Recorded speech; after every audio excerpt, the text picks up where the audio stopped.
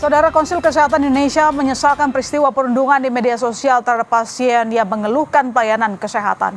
Ironisnya, sebagian pelaku perundungan tersebut adalah tenaga kesehatan dan pegawai rumah sakit. Konsil Kesehatan Indonesia berharap para tenaga kesehatan lebih bijak menggunakan media sosial dan menghindari pernyataan yang bisa melukai dan menyinggung pasien dari masyarakat. Konsil Kesehatan Indonesia menegaskan langsung melakukan penelusuran terhadap peristiwa perundungan dan akan segera menindaklanjuti jika ditemukan pelanggaran. Koordinasi juga berkoordinasi dengan institusi pendidikan dan vaskes tempat bekerja tenaga kesehatan yang melakukan perundungan. Sikap empati merupakan bagian yang tidak terpisahkan dari profesionalisme tenaga medis dan tenaga kesehatan. Oleh karena itu, penghormatan terhadap martabat manusia, termasuk pasien dan keluarganya, harus senantiasa dijaga dalam setiap bentuk komunikasi. Saat ini, Konsil Kesehatan Indonesia bersama organisasi profesi yang terkait sedang melakukan penelusuran terhadap peristiwa tersebut sesuai dengan kewenangan masing-masing.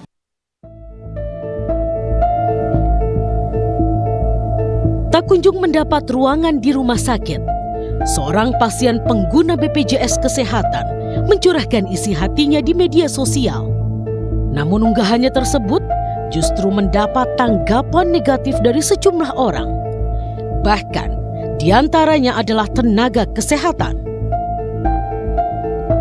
Kemudian unggahan lainnya muncul dari warganet yang mengaku sebagai sepupu pasien tersebut.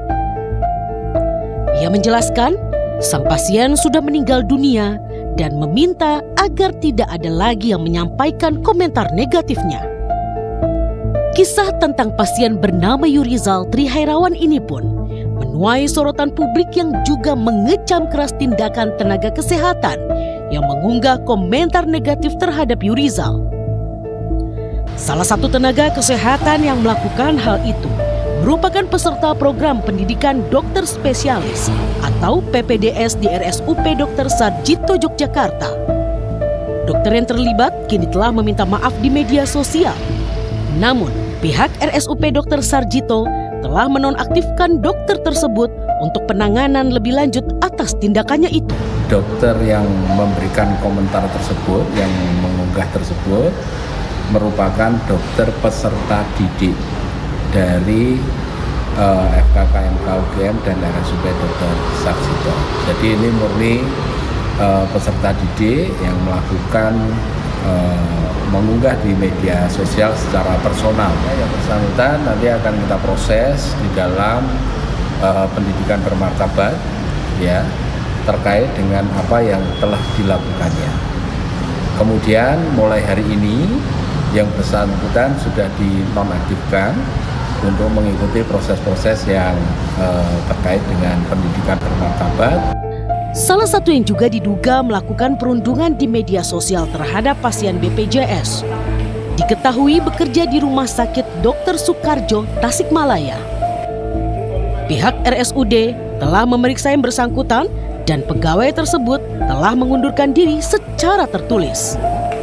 Dan yang bersangkutan sudah datang menghadap kepada atasan langsung, kemudian sudah dilakukan pemeriksaan dan dibuatkan berita acara pemeriksaan oleh atasan langsung, dan informasi terakhir bahwa hari ini yang bersangkutan mengajukan surat pengunduran diri.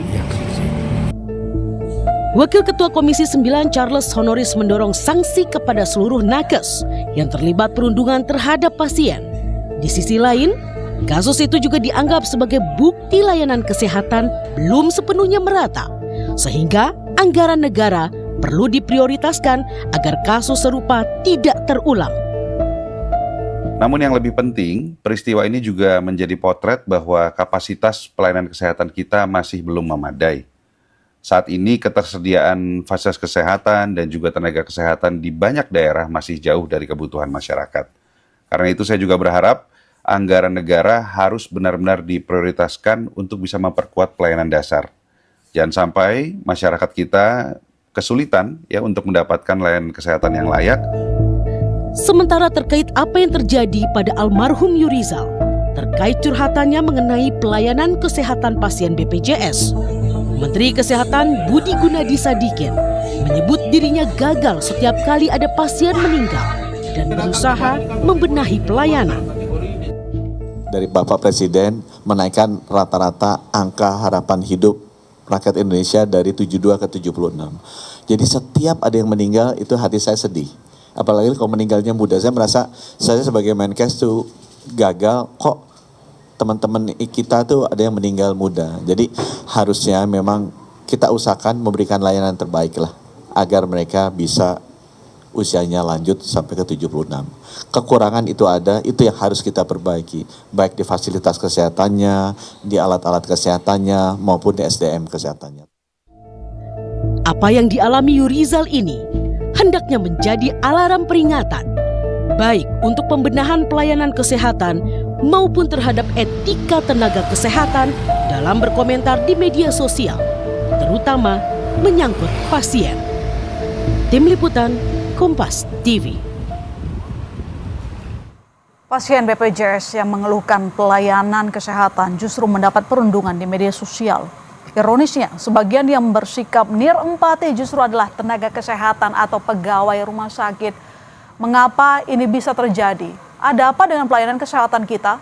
Kita akan bahas bersama Ketua Umum Pengurus Besar Ikatan Dokter Indonesia, Slamet Budiarto, dan juga Menteri Kesehatan Kabinet Bayangan Irma Hidayana. Selamat malam, Ibu Irma. Selamat malam, Pak Slamet. Selamat malam. Selamat malam. Ya, saya ke Pak Slamet dulu. Pak Slamet, sejumlah komentar disampaikan oleh tenaga kesehatan yang dianggap merendahkan pasien BPJS Kesehatan begitu. Jadi apakah menurut Anda ini mereka yang tadi sudah diumumkan ada 10 orang sudah melanggar kode etik?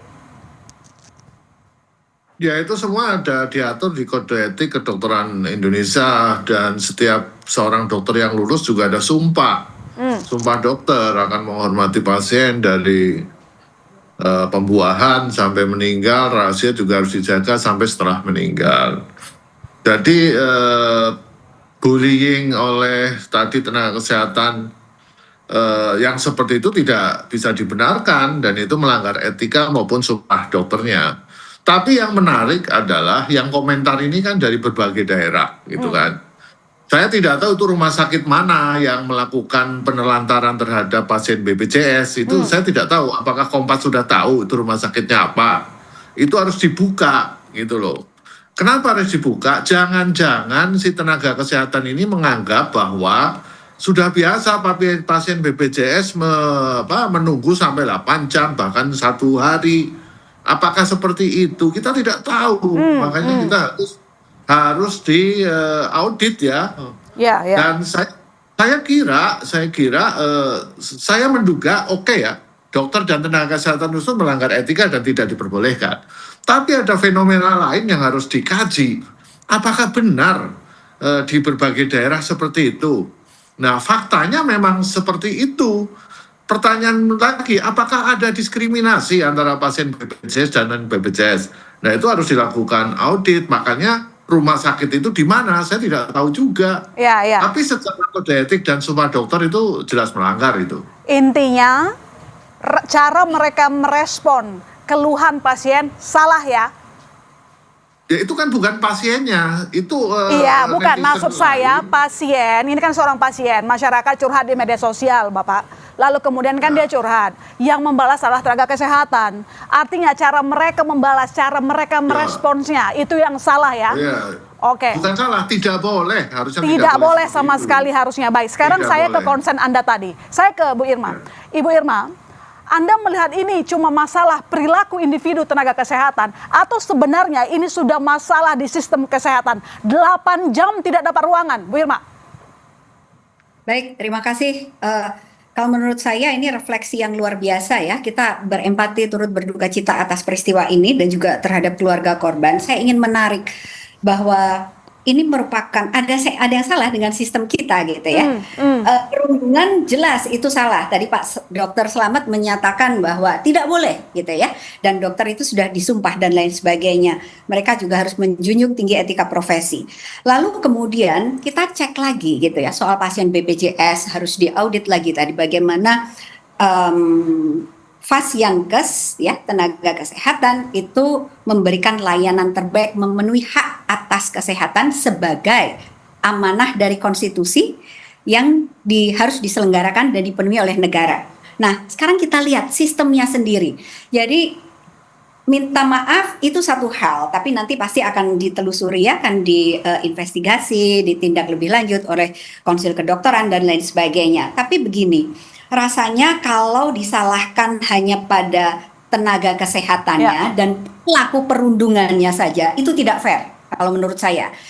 Negara ini, pemerintah itu wajib menjamin pemenuhan hak atas kesehatan melalui nakes-nakes ini, tenaga medis, tenaga kesehatan. Ini juga harus diperhatikan apakah kita sudah memiliki sistem perlindungan yang memadai, yang kuat terhadap tenaga kesehatan. Kita cek lagi. Apakah tidak ada burnout? Bagaimana durasi jam kerjanya? Tekanan di rumah sakit, di tempat kerja itu juga harus dipikirkan. Jadi rasanya ini menjadi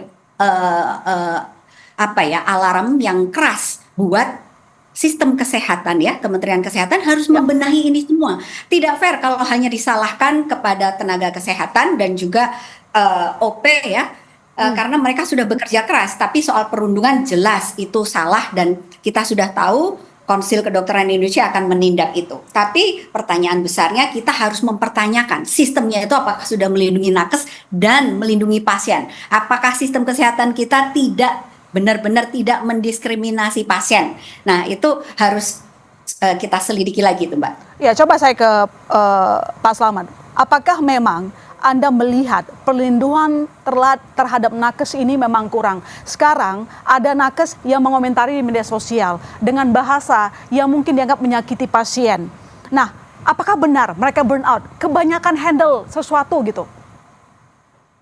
Ya itu yang harus ditelusuri. Mengapa mereka, nomor satu dia salah itu dulu ya. Ya. Terus kita telusuri mengapa dia ngomong seperti itu. Apakah di rumah sakit mereka yang bertugas juga seperti itu? Kalau memang sama, ini ada masalah di pelayanan kesehatan. Kedokteran itu tidak boleh melakukan diskriminasi gitu loh. Apakah yang membuat diskriminasi karena sistem misalnya pembiayaan BPJS yang sangat minim, sangat kecil, sehingga membuat pelayanan terhadap pasien BPJS menjadi diskriminasi. Kalau saya nilai faktanya bagaimana, saya yakin Mbak yang nanya saya juga tahu kalau menggunakan BPJS di rumah sakit ada diskriminasi atau tidak. Ini tugas pemerintah gitu loh. Untuk melakukan pembiayaan, tidak boleh efisiensi di bidang kesehatan itu tidak boleh. Apalagi di dalam mutu pelayanan. Jadi negara harus membiayai sesuai dengan kebutuhannya. Kalau dengan uang yang pas-pasan, dokter dipaksa untuk melayani, maka akan terjadi dilema etik di situ. Harusnya dia optimal, tapi karena pembiayaannya kurang, contoh ada beberapa hal yang sering masuk media, belum sembuh, sudah dipulangkan, kemudian obatnya dibatasi, tindakan medis dibatasi. Ini dokter-dokter itu pada nangis kalau seperti ini, karena dia akan melanggar sumpahnya sendiri. Nah ini PR yang harus dibuka. Teman-teman DPR juga sama. Undang-Undang 17 telah menghapus mandatory spending. Yang tadinya minimal 5%, sekarang tidak ada batasan. Bisa 2%, bisa 3%. Ini kan sistem yang harus diperbaiki. Gitu Mbak. Baik, Bu Irma, ini kan sudah ada 10 orang dari tenaga kesehatan yang dianggap berkontribusi, bukan berkontribusi, maksudnya ikut membuat mental pasien ini tertekan begitu. Tetapi apakah cukup di individunya atau sebenarnya kita kejar rumah sakitnya, atau jangan-jangan banyak rumah sakit yang tadi disampaikan oleh Dr. Slamet yang harus kita benahi, termasuk Kementerian Kesehatan? Nanti dijawab dulu. Kami segera kembali saudara, tetap di Sapa Indonesia Malam.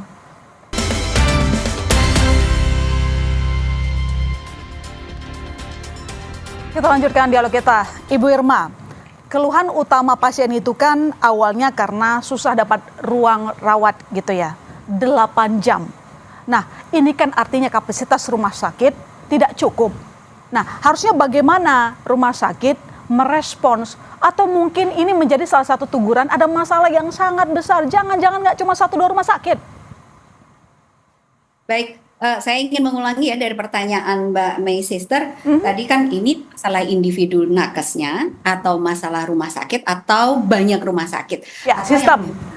Ya, sistem. Jadi saya cenderung mengarah ke sistem karena ini bukan pertama kali ya untuk perlindungan dan lain sebagainya, ini bukan pertama kali. Nah, seperti yang tadi disampaikan oleh Dr. Slamet, bahwa sebenarnya yang harus dilakukan ini refleksi evaluasi perombakan besar-besaran karena terus terang pasca Undang-Undang Omnibus Law Kesehatan ya 17 tahun 2023 ini kan tadi disampaikan mandatory spending untuk sektor kesehatan itu dihapus, tidak ada. Artinya apa konsekuensinya? Berpengaruh pada kualitas layanan kesehatan, sumber daya manusia, alat kesehatannya, dan semua yang mendukung. Bahkan beberapa rumah sakit, terutama rumah sakit vertikal ya, mereka juga ditarget untuk memberikan revenue. Nah ini kan masalahnya cukup pelik. Sistemnya yang tidak mendukung upaya yang tadi baru saja disampaikan oleh Pak Menteri Kesehatan Budi Gunadi Sadikin, mereka katanya mau meningkatkan angka harapan hidup, tetapi usia muda meninggal. Beliau menyatakan dirinya gagal. Kalau gagal mundur saja misalnya ya,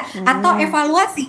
Kalau urusan meninggal lebih muda, kemudian kegagalan sistem yang menyebabkan perundungan, apalagi pasien terlantar kemudian sampai meninggal, artinya ada yang salah dalam memberikan hak atas kesehatan dan juga hak atas layanan kesehatan melalui fasilitas kesehatan. Satu lagi contohnya misalnya tolong jangan dilokalisasi ini adalah masalah individu nakes, jangan melulu disalahkan nakes, itu salah dan sudah diakui oleh konsil kedokteran sekalipun.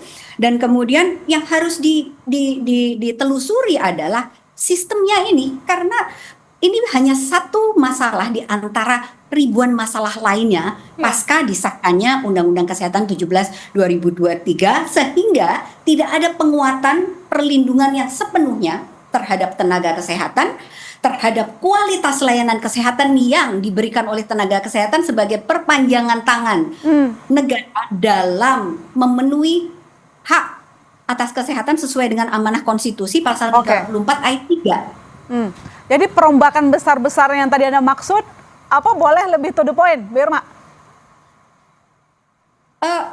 Saya kira satu hal kalau to the point, ini undang-undangnya harus diamandemen. Jadi mandatory spending ini harus dikembalikan pemerintah 5%, kemudian 10% pemerintah daerah. Jangan disentralisasi di pemerintah pusat seperti apa yang terjadi sekarang.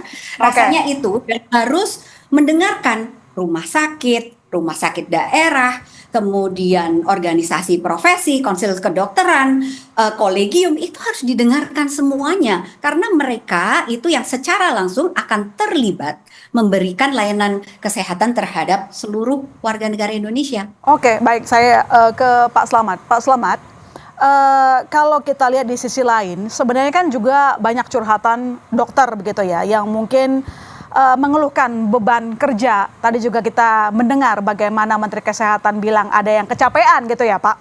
Nah kalau sudah begini, harusnya apa yang dilakukan oleh pemerintah, terutama Kementerian Kesehatan? Yang harus dilakukan oleh Kementerian Kesehatan, karena pembuat regulasi kan ada di Kementerian Kesehatan. Ya. Jam kerja, misalnya contoh PPDS ya, PPDS yang dokter yang lagi pendidikan spesialis, IDIS tetap fokus kepada 40 jam sampai 50 jam per minggu. Tapi teman-teman Kementerian Kesehatan menganggap sampai 80 jam, 2 kali lipatnya. Ini kan jadi bebannya terlalu tinggi. Tapi kami selalu usul bahwa dokter itu ada batasnya. Dan yang lucu memang di Indonesia itu seorang dokter berbeda dengan di luar negeri. Kalau di luar negeri itu dokter tidak boleh mikir uang, tidak boleh mikir gaji, karena itu sudah dipenuhi oleh pemerintah atau oleh fasilitas kesehatan. Mereka hanya fokus untuk memeriksa pasien, menyelamatkan pasien, menyembuhkan pasien. Sedangkan di Indonesia seorang dokter dibayar sesuai dengan jumlah pasien, sesuai banyak tidaknya pasien. Itu lucu gitu loh. Ya. Nah itu sistem ini yang harus dirubah. Tetapi Mbak, sebuah pelayanan kesehatan yang baik dipengaruhi oleh dua faktor, yaitu sistem yang baik, yang kedua pembiayaan yang baik. Bagaimana mungkin membuat sistem yang baik dengan pembiayaan yang sangat minimal, apalagi mandatory spending yang tadinya 5% pemerintah pusat, 10% pemerintah daerah, itu dihilangkan dengan Undang-Undang 17. Dan saya kira saya setuju untuk dilakukan amandemen, untuk dirubah lagi. Kalau perlu naik, PBB itu mensyaratkan minimal 15% dari APBN. Saya kira sistem dibuat yang terbaik jika pembiayaannya akan baik. Dan saya mewakili 220.000 anggota ini, kami miris. Kami dipaksa melakukan pelayanan kesehatan dengan pembiayaan yang sangat minimal gitu loh. Dengan waktu yang panjang gitu loh. Nah ini menurut kami harus segera dirubah, duduk bersama stakeholder tadi yang diusulkan Bu Irma, itu sangat bagus sekali. Ya, artinya Anda juga setuju jangan sampai kasus ini cuma dilokalisasi sehingga berhenti di masa individu. Padahal ini ada sistem yang harus segera kita perbaiki. Terima kasih Dr. Slamet. Terima kasih Ibu Rima telah bergabung di Sapa Indonesia Malam. Sehat-sehat selalu ya. Saudara.